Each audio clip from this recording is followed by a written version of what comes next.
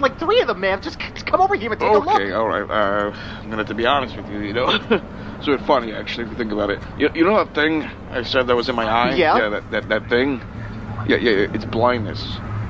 What? I'm blind. You quit fucking with me, No, man. I'm like completely serious. I don't even tell this to a lot of people. You should feel pretty honored I'm even disclosing this to you. Really.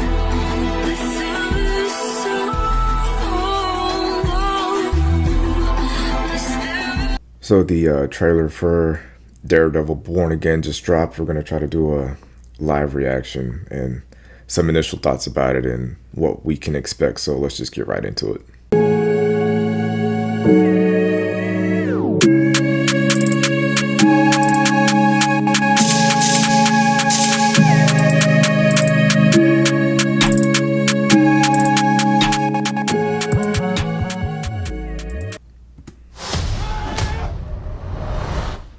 Thank you for finding the time. I will admit, it's not entirely unpleasant seeing you again.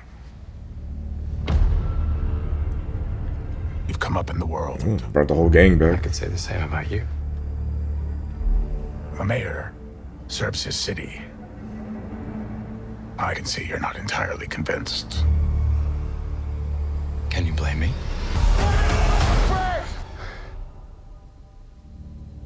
Mind putting the hatchet down? Nice. Jesus.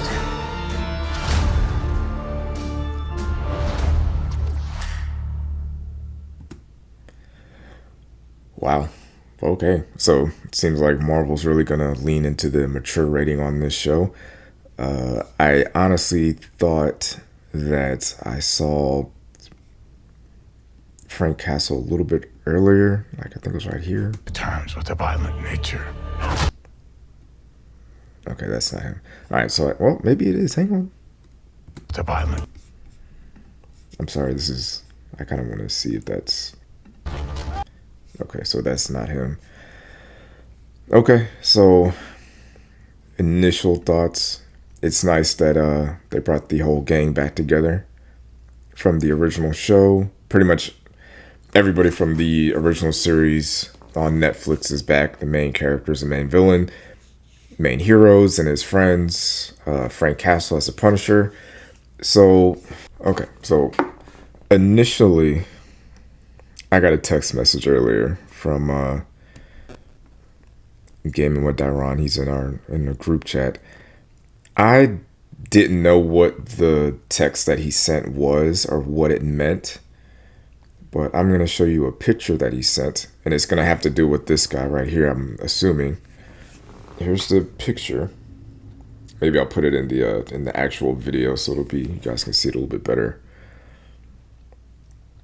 And what he sent us said, Muse is a serial killer artist who plans shocking mass murders, abductions, and torture as a means of creating his art.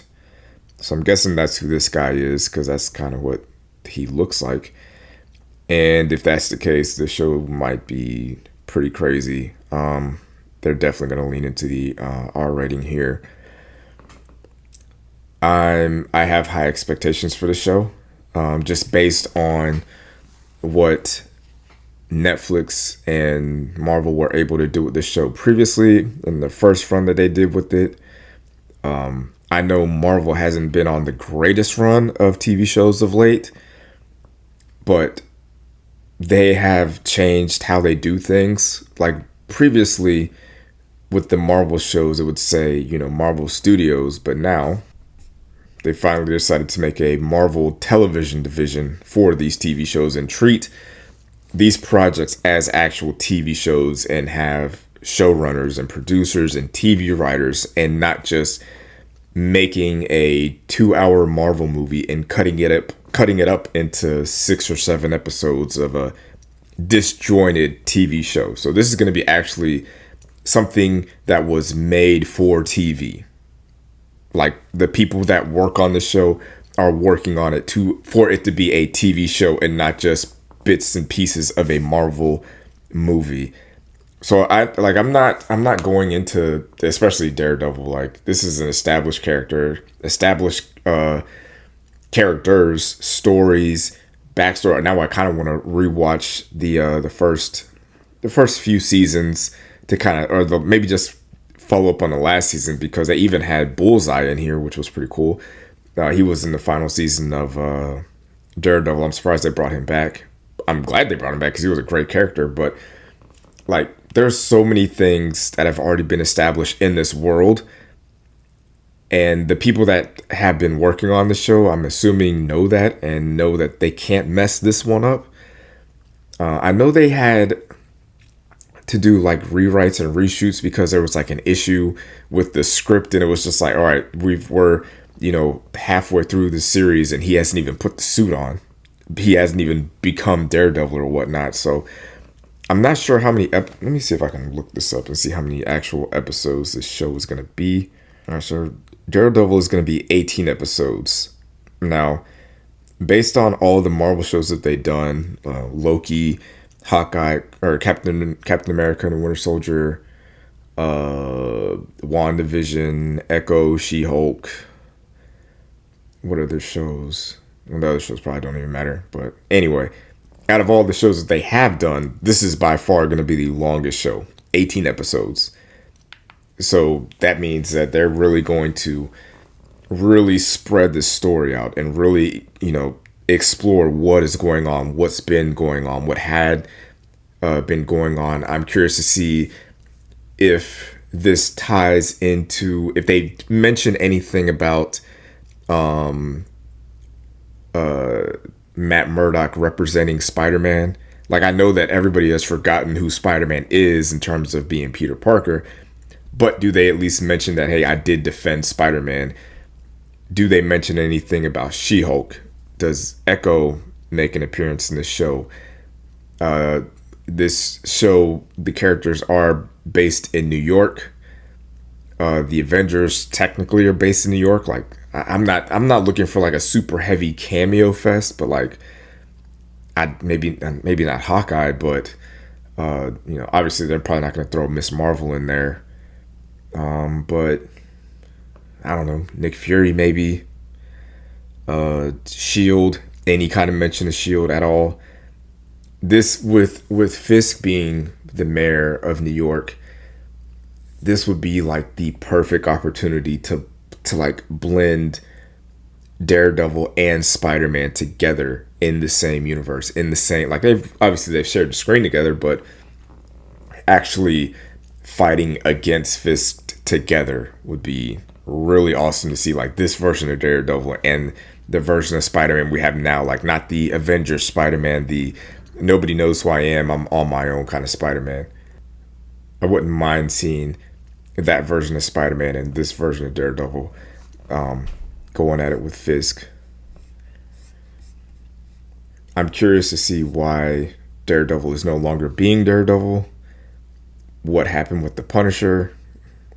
Like, I feel like with it being 18 episodes, they can really take the time to really dive into these characters. Like, you can find out what Punisher has been going through and what he's been doing. You can do like 6 episodes on just the Punisher, 5 episodes on just Kingpin, and the rest of the episodes, flowing with Daredevil, an episode with Bullseye, a few episodes with the Muse character, the Muse character. There's just so many things that can be put into this show.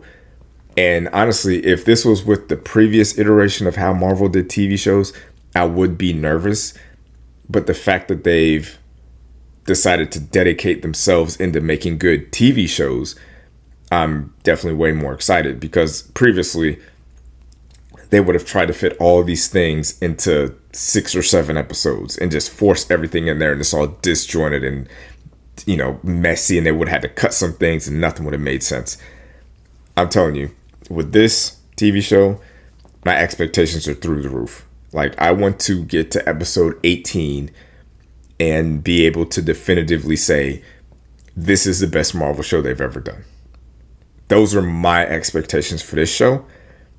And I have no reason. this might be a bit of a tangent, but I'm done kind of giving Marvel the benefit of the doubt. Like, you've had your trial and error run with TV.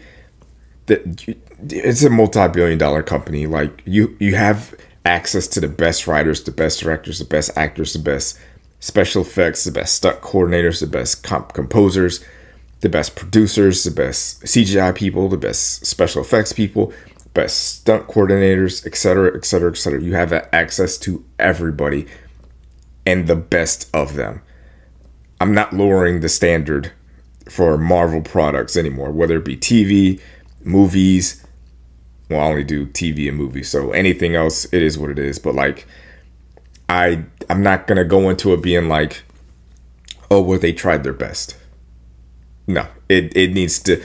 Marvel needs to get back to raising the quality of their content, especially when it comes to film and TV.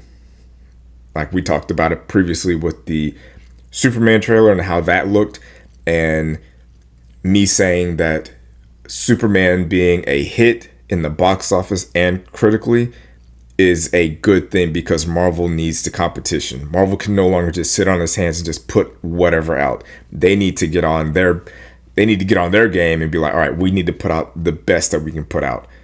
And that's what I'm expecting from Daredevil. This needs to be the best of the best content. And I know at the time of this recording, Daredevil comes out after Captain America 4 and before Fantastic Four. The way I feel about this show, I almost want, maybe my standard, maybe it's too high, but I expect Daredevil, Born Again, to be the best piece of Marvel content we get in 2025. I'm going to set the standard that high. This is going to be the best that Marvel has right here. This is going to be the standard. So let me know in the comments what you think. Are you guys excited about the TV show? And is the bar too high for just a TV show? Like, let me know what you guys think. Drop a like. Hit me in the comments. Subscribe to the channel. Appreciate you guys. Peace. Thanks for watching, babe. Make sure to like this video and subscribe to the channel.